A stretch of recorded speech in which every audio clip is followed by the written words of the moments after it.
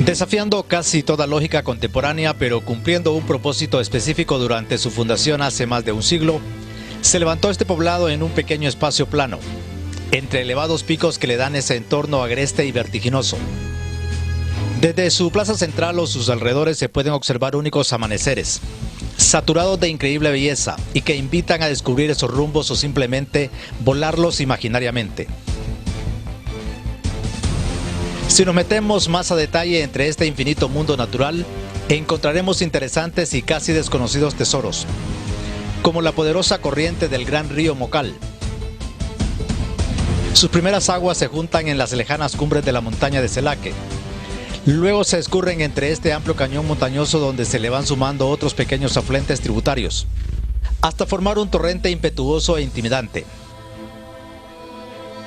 Finalmente estas aguas se sumarán a otro cuerpo de agua más grande aún, el río Lempa, que finalmente se ahogará en el Océano Pacífico. En la ribera del río Mocal hay otros misterios y vestigios arqueológicos de gran valor histórico, como la Cueva del Diablo, un enorme tapiz de escritura indígena aún no estudiada y tal vez ignorada por la mayoría, incluidas las autoridades encargadas de velar y analizar este patrimonio ancestral. Un poco más conocida pero igual de desapercibida es la Piedra del Tigre, otro recuerdo de las gloriosas tribus que vivieron aquí. En ambos casos es interesante la repetida imagen de las garras de un felino, muy probablemente el jaguar. Pero hay historia más cercana que recuerda que esta sigue siendo tierra bravía, como los monumentos y trincheras utilizadas por la guerrilla salvadoreña o más conocida como el Frente Farabundo Martí de Liberación Nacional, FMLN, que utilizó una gran franja de tierras y hasta uno que otro militante hondureño para su lucha contra el gobierno y la oligarquía salvadoreña. El Frente ahora ya es gobierno en el vecino del sur, pero las huellas de su larga lucha aún son palpables en esta zona fronteriza. Ingeniosas instalaciones subterráneas nos recuerdan esa gesta bélica interna. Repartidos por los pueblos cercanos hay una serie de monumentos arquitectónicos religiosos que datan de la era colonial, como las iglesias de Tambla y la de Tomalá. Esta última es por mucho la más impresionante por su tamaño y diseño. Muy cercana a ella se ubica la fuente o Pocito de los Milagros, un pequeño arroyo a cuyas cristalinas aguas se le atribuyen milagros curativos, fama que ya trasciende las fronteras nacionales. Pero esta es tierra salpicada por el sudor y levantada a fuerza de trabajo y empeño. Un claro ejemplo de la vocación de trabajo que hay aquí es la herrería, una de las más duras labores que podamos imaginar, y dominada a plenitud por las familias que la practican y perfeccionan desde hace muchas generaciones. Si la naturaleza bajo el poder del Creador le dio forma a este singular paraje fronterizo, sus hijos le han dado forma a un estilo de vida y han labrado su propia historia a fuerza de trabajo y dedicación.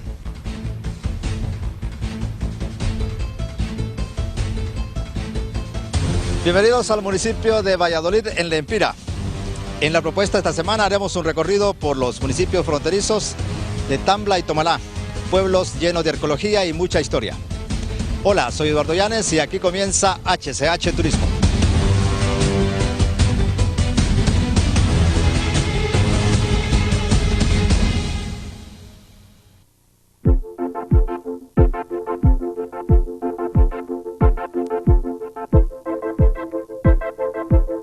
Ubicado muy cerca de la frontera con El Salvador, esta es tierra de increíble belleza, por el costado que se vea.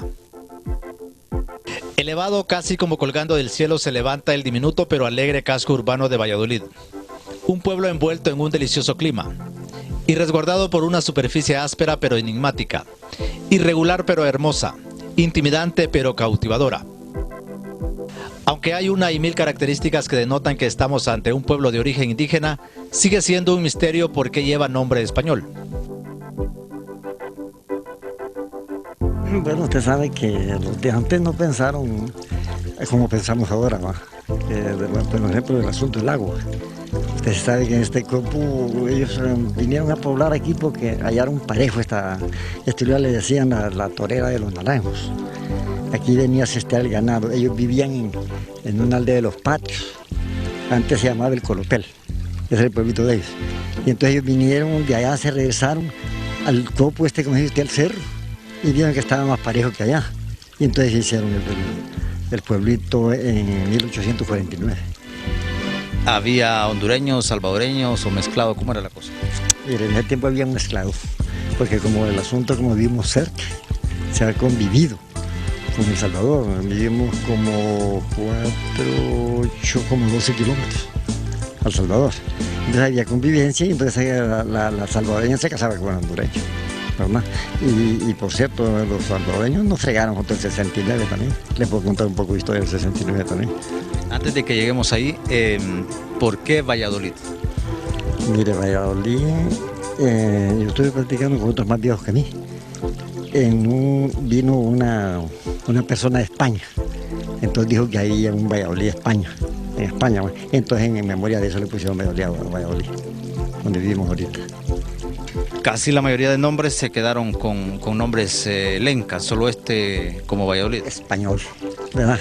Y los demás son lencas, por ejemplo, San Andrés, ¿verdad? San Manuel, San Sebastián, ahora La Virtud sí, porque allí digamos, ya no es lenca, ¿verdad? Digamos Mapulaca, Tambla. Mapulaca, Tambla ya no son lencas, ¿verdad? Hay un medio ramalazo Esa gente que llegó aquí por primera vez, básicamente, ¿qué fue lo que encontraron y que les gustó para fundar el pueblo? Sí, mire, lo que le encontré, como le repito, fue el plancito que hallaron aquí, ¿verdad? Entonces usted sabe, ellos no pensaron en el agua potable, el agua la dejaron por bajo, la tenemos cerquita, y le hemos traído como 26 kilómetros, dijo Pollito, de lejos, y la tenemos aquí, tal vez ya conoció usted ahí, está a poca distancia. Y entonces ellos se pusieron a hacer el pueblo arriba, cuando tenían el pueblo en el Colopel llamado, entonces les hacía fácil llevarlo al agua, ¿verdad? Eran en poco tiempo, ¿no? ¿A qué se ha dedicado la gente normalmente y en la actualidad? ¿Cuál ha sido su patrimonio? El mío, el del pueblo. Entonces el del pueblo lo que aquí se ha cosechado bastante es maíz, frijol, y lo que le decimos maicillo, en otros lugares le dan sordo y frijol, arroz. O sea, bastante, y en pequeña escala el ganado también.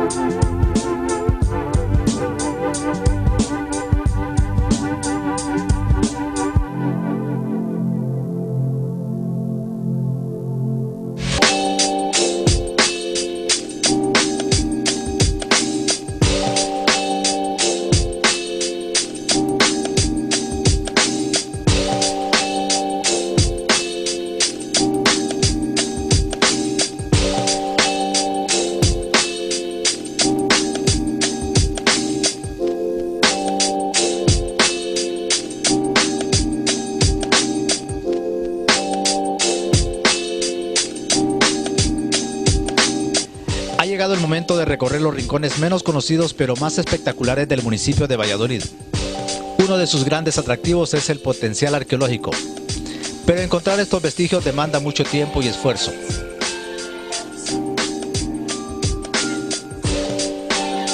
Así que mientras llegamos hasta ahí conoceremos una serie de aldeas, montañas y ríos de la región.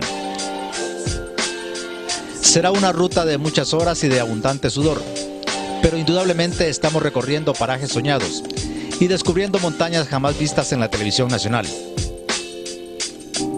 Los guías nos conducen entre estrechos y resbaladizos senderos, utilizados por los pequeños ganaderos, campesinos y uno que otro cazador. Estamos conociendo los senderos y montañas del municipio de Valladolid, en el departamento de Lempira. Esta ruta nos lleva hasta la Cueva del Diablo. Tiene ese nombre, no se sabe por qué. Sin embargo, es una cueva muy interesante porque tiene muchos petroglifos escritos por las civilizaciones antepasadas. Pero antes de llegar a esta caverna debemos superar el río Mocal, que es un río que nace a kilómetros de acá, desde las faldas de la montaña de Celaque, en el municipio de Belén Gualcho, en Ocotepeque. Cuando ya atraviesa por esta zona de Valladolid, Es un río poderoso, realmente van a ver más adelante imágenes de la fuerte corriente que tiene este río. Es temporada de invierno y también eso ha levantado mucho el nivel. Este río también kilómetros abajo se une al gran río Lempa, que es frontera entre Honduras y El Salvador. Así que el escenario es fabuloso, es muy interesante y sin más pues vamos a conocer la Cueva del Diablo.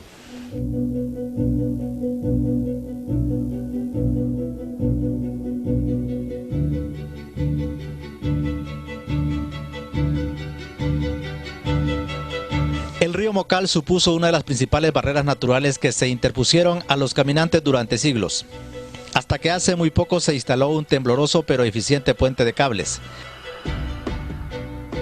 que facilitó el tránsito de personas.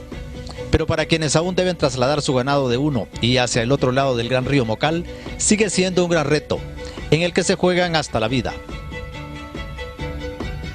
Aquí estamos en el paso del río Mocal, en el paso del Agua Caliente. Cuénteme dónde nace el río Mocal y qué municipios son los que atraviesan. El río Mocal nace en Belén y atraviesa San Sebastián, Tomalá, Tambla y aquí que nos divide San Andrés con Valladolid. ¿Y llega? Y aquí pasa La Virtud, Amapulaca y cae El Salvador, al río Lempa. Antes de ese puente de hamaca, ese puente de cable, ¿cómo se hacía el cruce? Antes no había nada, hacía la pura buena de Dios, se tiraba a la gente. Después consiguieron un cable y lo templaban ahí, y ahí montaban un gancho, fueron una garrucha y pasaban para el otro lado. ¿Y el ganado? El ganado lo silgaban, lo amarran y los otros lo jalan del otro lado y así lo pasan. Pero también se ahogaban muchos animales. Sí, se ahogaban. Siempre cuando echaban grupos así arriados que a veces se confiaban que estaba Pacho el río, algunos se los llevaba. ¿Y gente también moría? Gente, sí, cae todos los años, se va uno. Es el pago del río. ¿A quiénes recuerda y en qué condiciones fue que se mataron? Aquí en este paso, cruzando una mula, aquí iba un señor para el otro lado, se llevó a un Ambrosio alemán. De ahí más arriba se llevó a un Cosme. Allá en el otro paso de abajo se ahogaron dos grandes aquí del otro lado, Mito San Andrés, que habían venido a bañar para Semana Santa ahí. Queriendo pasarse por el otro lado, se ahogaron. ¿Y el puente desde cuándo existe? Es como 10 años está. ¿Quién lo construyó ese puente? Entre los dos alcaldes se pusieron de acuerdo, dicen que le pagaron a un muchacho ahí para que lo hiciera.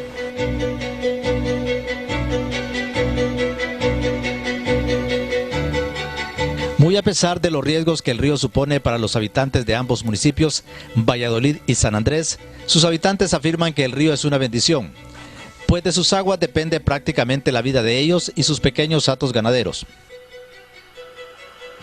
Y que las muertes de al menos un desafortunado por año es el pago o tributo que el río cobra por sus beneficios.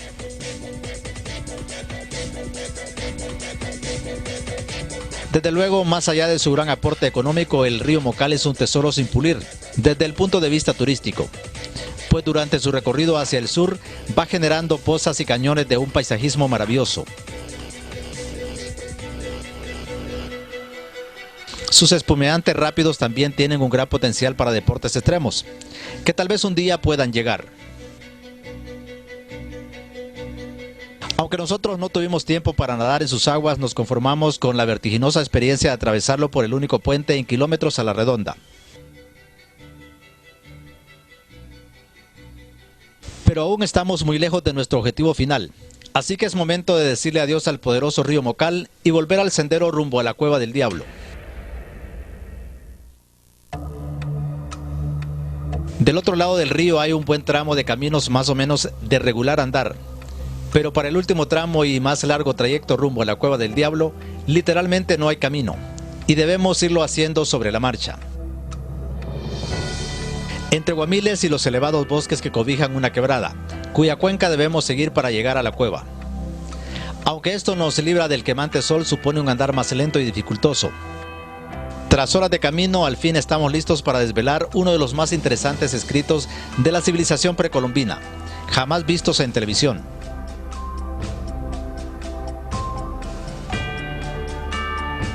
Aunque se le llama la cueva, para sorpresa nuestra no hay ninguna cueva aquí. Pero los guías afirman que es posible que la caverna haya sido soterrada por la quebrada aledaña hace muchos años. Pero lo más sorprendente es el enorme tapiz de petrograbados en el paredón. Es notable la cantidad de figuras, la mayoría indescifrables para nosotros. Pero la que más llama la atención es la garra de felino, que es la más repetida, tanto en bajo como en alto relieve. Muy probablemente esta cultura admiraba o temía a los felinos como el jaguar, al que también se le conoce como tigre.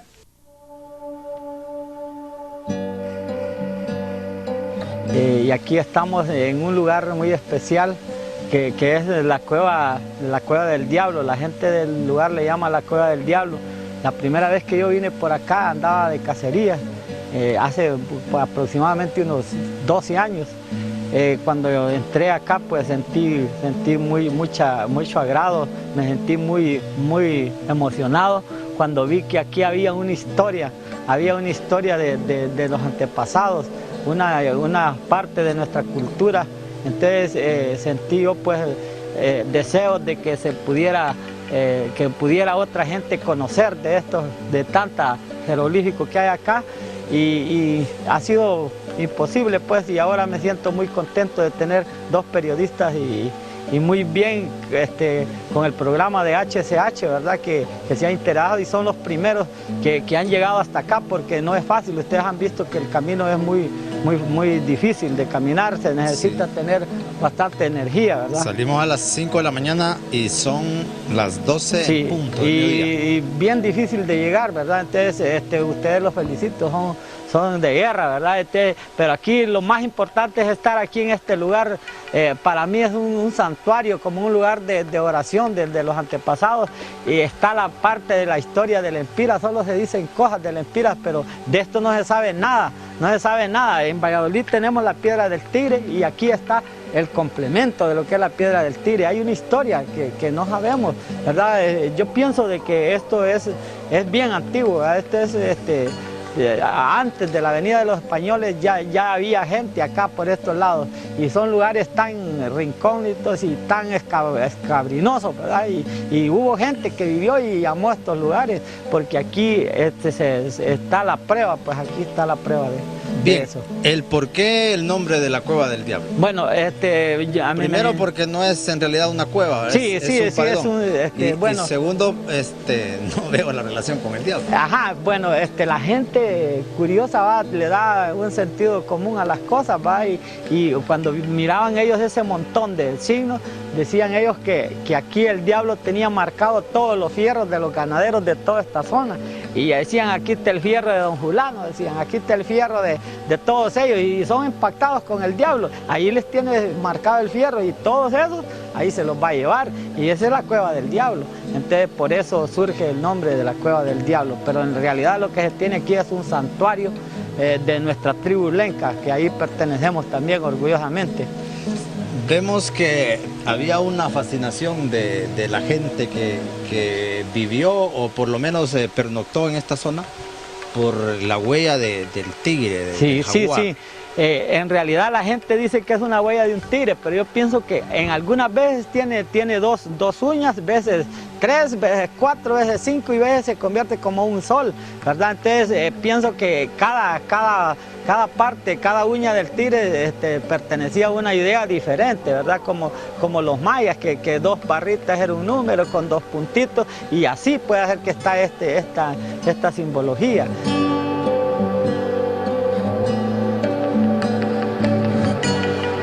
Si bien las leyendas y el significado de estos escritos seguirán siendo un misterio, de lo que no hay duda es que hay un vínculo entre la Cueva del Diablo y la Piedra del Tigre, que será nuestra siguiente escala en esta ruta por Valladolid del Empira.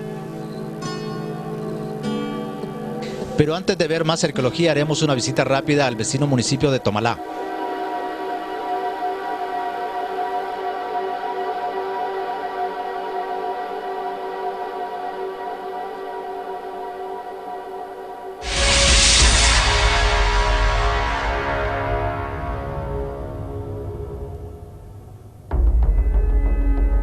Estamos cargados de solidaridad. Fue reconocido por su familiar. Al sector de la... han presentado esta mañana ante Aunque es un poquito complicado. Varios operativos fin de semana en el occidente de Aquí en Antigua Santa Bárbara, Aguadulce Rosario con Zacatera reporta. Porque en HCH somos 100% solidaridad.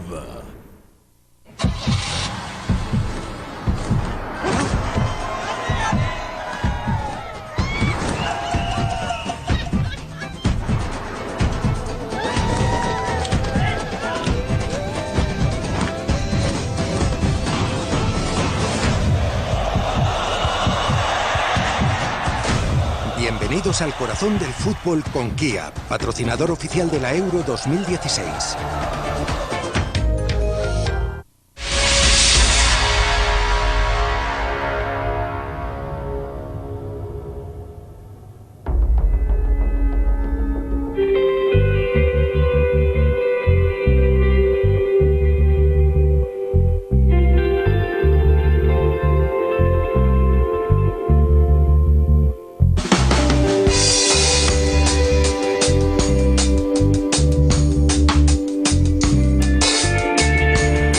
Pocos kilómetros de Valladolid, Tomalá es el municipio con el casco urbano más grande de los 3 pueblos que recorreremos en esta jornada. Sobresale entre su impecable plaza central su bien acabado templo católico, pintado a doble tono y coronado con 2 puntiagudos campanarios y una elevada cruz central. Su interior, también recién remozado, es una obra exquisita desde el punto de vista arquitectónico. Está dedicado a la Virgen de los Remedios, y es justamente sobre esta imagen católica que muchos fieles llegan hasta Tomalá en busca de salud. A pocos metros del templo existe una pequeña pero cristalina fuente, a la que el catolicismo le atribuye el poder de sanar a los enfermos que la buscan con fe. Gracias a esta creencia, la fuente o Pocito de los Milagros, como se le conoce, ha sido visitado por miles de enfermos de todo el país, incluso centroamericanos. De diferentes lugares de aquí del país, como también de El Salvador, de Guatemala, otros hermanos que se han ido a vivir a Estados Unidos y que estando allá conocen gente, hablan de esta devoción acá también, y que tal vez son hermanos estadounidenses que no pueden llegar a este lugar, pero con los residentes de acá de Honduras allá, y cuando ellos vienen acá al país traen su testimonio. ¿Cómo ha ido cambiando la estructura y el tamaño, la ubicación del pocito? Bueno, todo esto surge a partir de la necesidad que se ve y se dio inicio a irlo modificando a partir del año 2000 para acá, con esfuerzos del sacerdote que tenemos acá como párroco, el padre Bonifacio Alvarado Quintero, y las ayudas también que nos han brindado las corporaciones municipales, ahorita con la alcaldesa que tenemos acá en el pueblo, que nos ha apoyado muchísimo en todo lo que se ha querido ir haciendo, como también otros que ya han pasado y nos han colaborado ante esto. Y bueno, si vemos aquí la parte del pocito, esta parte grande, la utilizan nuestros hermanos cuando vienen y quieren echar agua en su cuerpo por alguna enfermedad que padece, ¿verdad? Si lo quieren echarse el agua para, por fe, ser sanados. Y la parte adentro del pocito, esa otra parte, esa pilita más pequeña, es el agua donde los hermanos peregrinos llenan sus botes y lo llevan hasta su lugar, para eso irlo tomando como dosis de medicina. Y luego de eso, pues, ir recobrando completamente su salud. Dice que en un momento un alcalde pretendió hacer su negocio con esto. ¿Cómo fue ese hecho? Cuéntanos. Bueno, anteriormente nos cuentan las personas ya mayores, hay una parte acá, al lado de arriba, que está de aquí, del lugar donde nosotros estamos, allí antes, cuando yo apenas era una chiquita, una niña, recuerdo muy bien que estaba la imagen de la Virgen y el pocito nacía más arriba de este lugar de acá donde lo estamos viendo. Y el señor alcalde de ese entonces, pues viendo que había mucha afluencia de personas que venían a visitarnos y toda la cosa, pues él pensó, bueno, que la entrada aquí iba a ser pagada. Entonces trató de hacerlo así, pero las cosas no fueron como él quiso, sino como Dios las permitió. El agua brotó más abajo, que es donde actualmente está el pocito.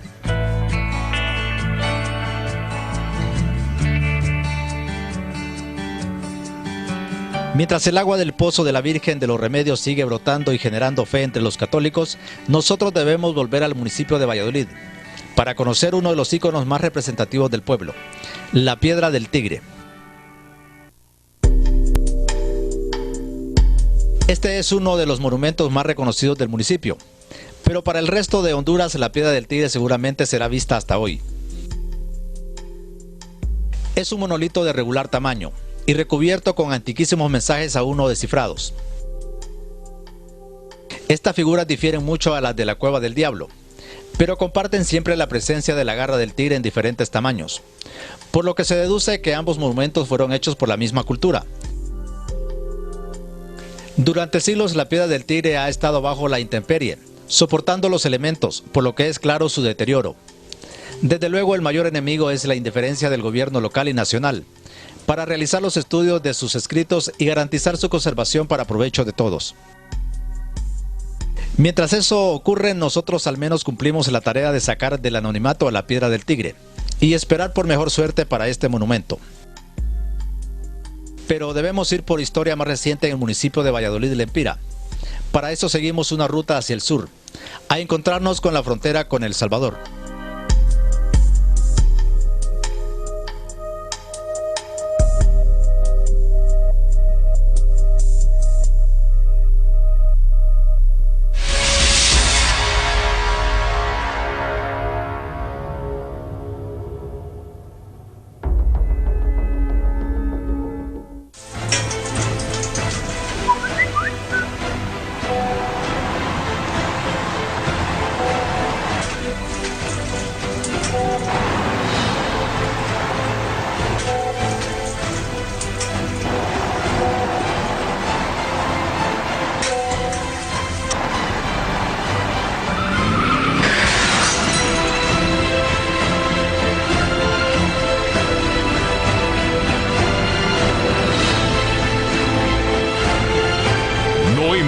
Mensajes al volante.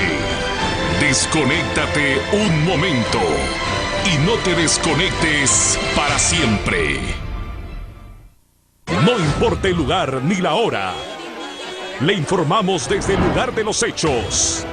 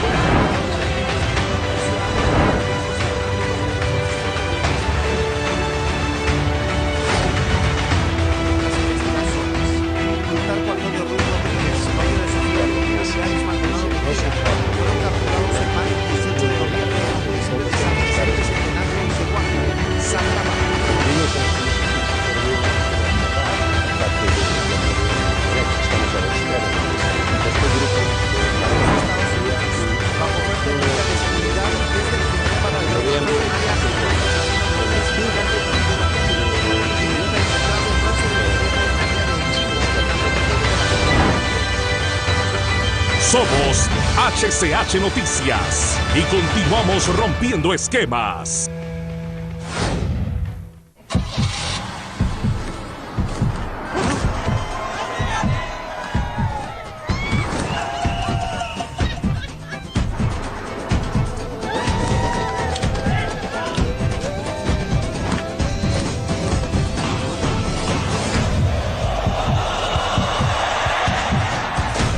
Bienvenidos al corazón del fútbol con Kia, patrocinador oficial de la Euro 2016.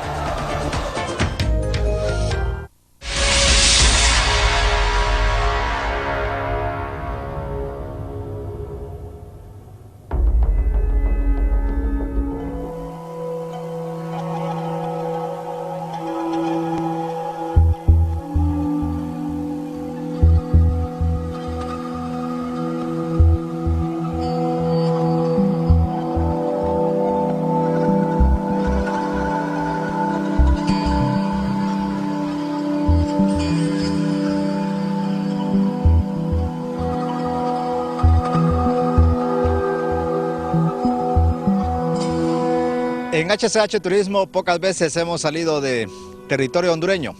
Sin embargo, en este recorrido por el municipio de Valladolid vamos a hacer una excepción.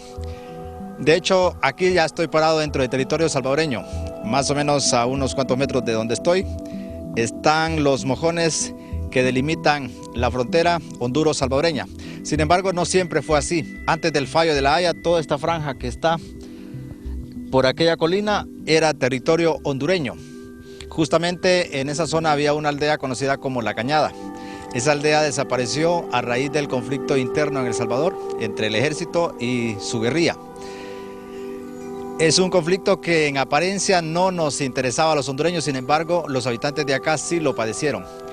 Al ser una zona fronteriza, la guerrilla y el ejército se trasladaban de un lado hacia otro de la frontera y los conflictos, pues, de una manera indirecta, pues, afectaron a todas estas comunidades fronterizas.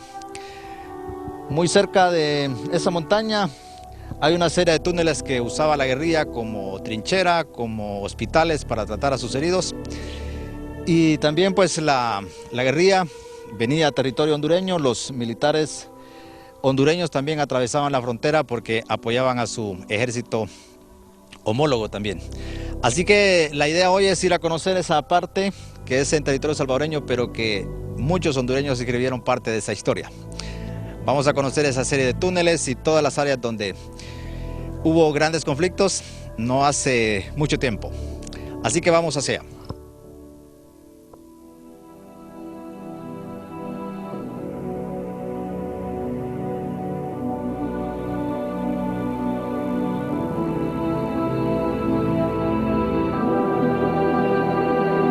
A juzgar por la tranquilidad del camino y por el verdor de las montañas y la amabilidad de los caminantes que comercian de un lado hacia el otro, muy pocos imaginan que este retazo de tierra fronteriza fue escenario de cruentas batallas entre el Frente Farabundo Martí para la Liberación Nacional FMLN y el ejército salvadoreño.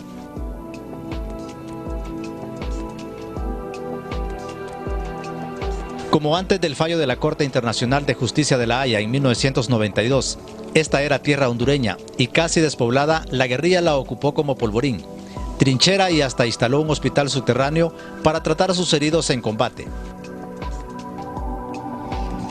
Mire, yo lo que recuerdo que aquí, en este punto donde estamos, a un señor de la aldea del caserío de la Piedra del Tigre, se le vinieron unos animales, porque aquí eran zacateras, entonces no eran estos montes. Y un hijo de él vino a caer en una mina aquí en este sector. Y aquí lo vinimos a levantar imputado de las dos piernas. Sí, entonces eso es algo muy doloroso que yo recuerdo y que me recuerdo que vinimos y quizás a 25 metros, viniendo yo con una hija del señor que se llamaba Álvaro Natarén. Ella venía ahí y pasamos ahí que habían dos minas, y yo me tocó agarrar la muchacha y llevármela con cuidado porque le dije yo, aquí esto está minado, porque sabía yo que estaba minado, y ahí estaban esas minas y después pudimos comprobar que estaba bien minado porque vino una organización de Estados Unidos a desminar todo este sector, porque este sector todo estaba minado alrededor. Sí. ¿Esas minas las ponía el ejército o las ponía la...? Esas minas las ponía la guerrilla, que se llama aquí en El Salvador. ¿Y conflictos entre el ejército salvadoreño y la guerrilla logró ver? Sí, no logré ver porque eso no lo logré ver yo, pero lo que sí en ese tiempo, aunque había habido más antes un desacuerdo entre las dos repúblicas, pero ya para esa guerra de la guerrilla ya se habían puesto de acuerdo y el ejército hondureño trabajaban de acuerdo esa vez porque los helicópteros caían allá en el territorio hondureño y los salvadoreños y de allá se venía el ejército salvadoreño a combatir para acá. Aquí esta fue zona que combatieron. Sí, si yo tuviera el tiempo para irles a enseñar aquí cómo están todos esos subterráneos que están ahí alrededor, ahí hay subterráneos donde cabían hasta 25, 30 camillas dentro. Eso ahí tenían bodegas, la guerrilla ahí tenía la bodega donde tenía el hospital y los alimentos. Sí. La guerrilla se instalaba, tenía ese cuartel aquí porque era montañoso. Sí, porque era montañoso y era un lugar bien estratégico porque quedaba en alto. Ellos aquí divisaban para los dos lados, para Honduras y para El Salvador. ¿Y los guerrilleros también podían entrar al territorio hondureño? No, ellos entraban, pero solamente ya en la noche y a 10 horas de la noche. Ellos como allá siempre estaba el ejército hondureño y no los dejaban entrar. Sí, ellos solamente quizás entraban a Honduras cuando de aquí de El Salvador los traía el ejército y los traía, los traía derrotados, pues. Entonces entraban ellos al... Ahora, ¿cuántos años pasaron a los túneles sin ser descubiertos por el ejército salvadoreño? Esos túneles fueron rápidos descubiertos. Sí, porque habían veces que el ejército tomaba posesión de estos sectores aquí y entonces el ejército inspeccionaba bien el lugar, pero como después se iban y volvía a venir la guerrilla al mismo puesto. Es decir, los túneles les servía de guarida a ambos. A ambos les sirvió en ciertas ocasiones. ¿Y la radio Venceremos es cierto que también anduvo por acá? Sí, la radio Venceremos, esa estaba instalada en una aldea, Las Vueltas Chalatenango. Sí, ahí estaba instalada donde jamás pudo el ejército salvadoreño controlar esa emisora.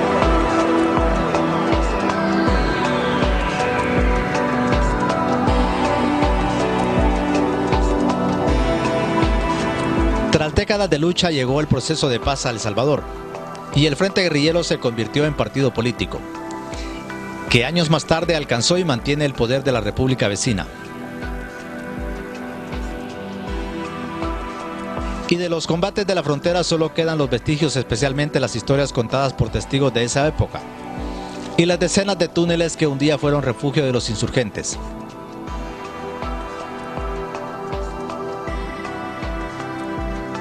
En la jerga guerrillera estos túneles eran conocidos como tatú y aún se puede admirar el detalle y la buena calidad con que eran construidos, lo que habla de que eran un movimiento muy organizado.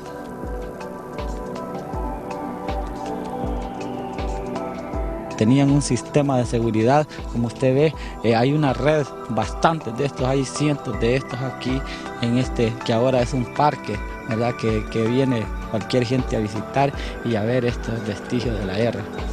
Bien, ¿qué propósito tenían estos? Bueno, estos eran para estar en el momento de que venían aviones, entonces ellos corrían a refugiarse acá porque eran especiales en la fuerza de combate terrestre, pero en la fuerza aérea no tenían cómo defenderse, entonces era el talón de Aquiles, la fuerza aérea salvadoreña. Tenían este sistema seguido, ¿verdad? Entonces, cuando venían aviones, ellos corrían a refugiarse acá y siempre dejaban centinelas, como usted va, por si venía fuerza por tierra. Y los atacaban a veces por fuerza aérea y fuerza terrestre. Pero fue imposible, porque al venir la fuerza terrestre no podían usar la fuerza aérea, ¿verdad? Porque entonces no fue posible que los sacaran siempre y lograron pues controlar la fuerza aérea por medio de este sistema. Arriba tiene un rótulo que dice Hospitalito. ¿Funcionaba también como una clínica de emergencia aquí? Sí, claro. Cuando había algún herido corrían a traerlo acá, ¿verdad? A traerlo acá y luego era llevado a hospitales más grandes que están cerca también, que están escondidos, porque el frente siempre, cuando los acuerdos de paz, creyó pues que si no funcionaba, pues volvían y aún siguen ellos con esa idea, ¿verdad? Que en un momento pueden volver a utilizar esta red de combate que tiene. Ustedes como civiles de la zona fronteriza ¿tenían contacto con miembros de la guerrilla? Claro, teníamos contacto porque usted sabe que aquí el pueblo más cercano era Valladolid, donde podían ir a traer cigarros, el que le gustaba tomar, zapatos, cualquier cosa, medicina. Entonces ellos buscaban acá de una forma camuflajeada, llegaban, buscaban y les administraban pues todo ese tipo de cosas que ellos ocupaban, siempre evadiendo el ejército, porque el ejército hondureño apoyaba al ejército salvadoreño y la población siempre ellos tenían porque tienen familiares, nosotros teníamos familiares en la guerrilla de Valladolid, pues también habían familiares acá, entonces era una guerra pues que también nos competía a nosotros en ese sentido. ¿Simpatizaba usted como muchacho con la guerrilla? Bueno, sí, le voy a decir que tanto por los problemas sociales, ¿verdad?, que son iguales a los de Honduras y por la lucha de ellos, pues que era derrotar las 14 familias poderosas de El Salvador que han mantenido siempre al pueblo salvadoreño anarquizado. Durante algún tiempo existió la idea en ambos países para convertir esta área en un parque turístico. Sin embargo, la idea se ha diluido en el tiempo. Y todo parece indicar que aunque estas instalaciones resistieron bombardeos y ataques terrestres del ejército, terminarán sucumbiendo ante el pacífico pero sostenido ataque del tiempo. Salimos de los túneles y de nuevo respiramos el aire del pintoresco pueblo de Valladolid de Lempira. Pero antes de marcharnos debemos cumplir otra escala en el municipio de Tambla, otro pueblo de estirpe colonial.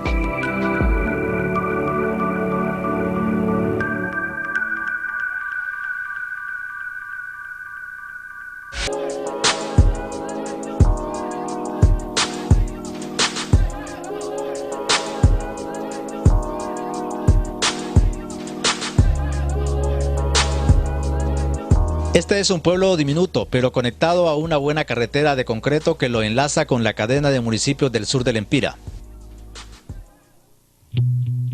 Su templo católico recuerda su pasado colonial, mientras la elegante estatua del cacique Lempira nos remonta a su bravío pasado indígena. Pero hay un trabajo que caracteriza al municipio de Tambla y que es sostenida por hombres de fuego, de piel curtida y de manos poderosas.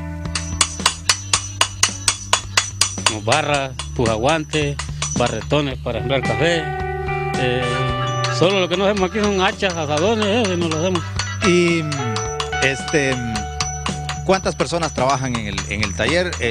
¿Cuántas componen un taller? Y si me puede explicar la función de cada uno. O sea que solo tres trabajamos aquí, ¿va? Porque no vemos cuatro, solo tres. ¿Sí? Cuando están golpeando el hierro, que miro ahí que tienen un ritmo ahí bien bonito, ¿cómo hacen para no chocar ahí y para saber dónde necesita el golpe? Es que yo les indico ahí donde me van a pegar ellos. ¿Qué les va diciendo? Hay un código ahí para explicar. Para aprender a esto hay que practicar primero, ¿va? Hay que esperar por lo menos 3 meses hasta que se empolla uno bien las manitas y ya. ¿Practican con qué? Siempre con las manos. O sea que hay que madrugar, pues venir en la madrugada para practicar. Y hasta les suena como musiquita, para allá que van a bailar. No, pero eso es para que ellos entiendan que hay que... Bueno, y está compuesto el taller o la fragua, ¿cuántas o cuáles son las piezas más importantes? Y que me las explique. Aquí todas, aquí toditas, aquí todas se ocupan. Esta es la fragua, esta es la hornilla, este es el cilindro, donde se golpea, son las almáganas, tenemos las tenazas, esas, voy a agarrar una esta, esta llegar al hierro, dale, porque con las puras manos no se puede, Y para que el hierro quede, la pieza, pues, el campesino diga, esa pieza sí me duró mucho tiempo, es resistente, ¿a dónde estriba cuál es la condición que hay que tener? En el temple ahí. Pero ahorita no hay material bueno. O sea que como lo traen de San Pedro, ¿eh? Aquí sale revuelto, sale malo, bueno. Ahorita está medio bueno, medio malo y así. ¿Eh? Pero donde queda, ya templarlos ahí. O sea que después de que los pagan ahí, hay que volverlos a meter al fuego. Solo para darle dureza, resistencia. Por eso sí. Estampó ahí una marca. ¿Qué quiere decir? Marca, es la marca del dueño. Porque cada taller, como aquí hay varios talleres, hay como 20. Cada taller tiene que tener su marca. Porque si sale un machete malo, entonces por esa marca se dirigen al dueño del taller, entonces aquí vienen a reclamar. ¿Quiere decir algo esa NS? ¿Qué quiere decir? Es el nombre del dueño del taller, Nectalí.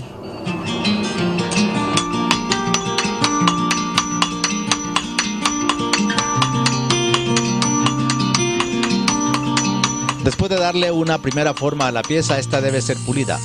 Se le estampa la marca y luego deberá volver al fuego para ser templada, para hacerla más resistente y dura.